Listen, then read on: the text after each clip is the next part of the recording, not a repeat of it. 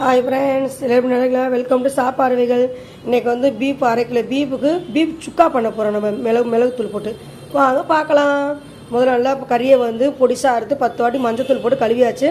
அதை குக்கரில் சேர்த்துருக்கோம். ஃபஸ்ட்டு கறி போட்டாச்சு. அடுத்தது 20 மிளகா வரமிளகா வெட்டி வச்சுருக்கேன், அதையும் சேர்த்துக்கலாம்.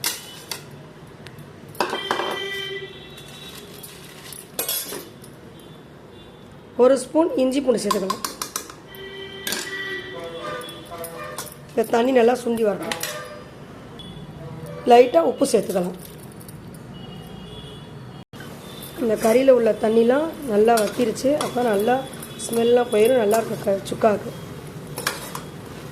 இப்போ இந்த தண்ணி கறி முங்குற அளவுக்கு 2 டம்ளர் தண்ணி சேர்த்து 10 விசில் விட்டுக்கலாம். முதல்ல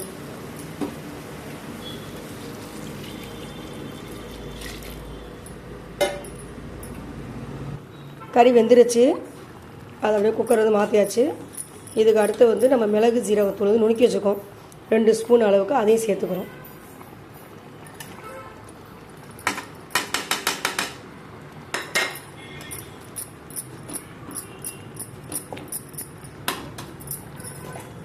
இருபது பூண்டு பல் 1-2 நுணுக்கி வச்சுருக்கேன், அதையும் சேர்த்துக்கலாம்.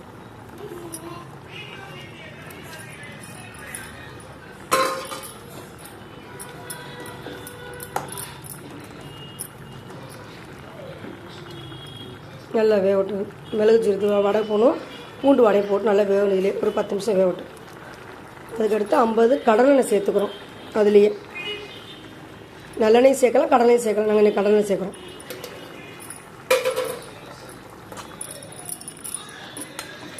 இது ஃபுல்லாக தண்ணியில் எல்லாம் எண்ணெய் இதெல்லாம் சுண்டி சுக்காவாகணும். இப்போ அடுத்தது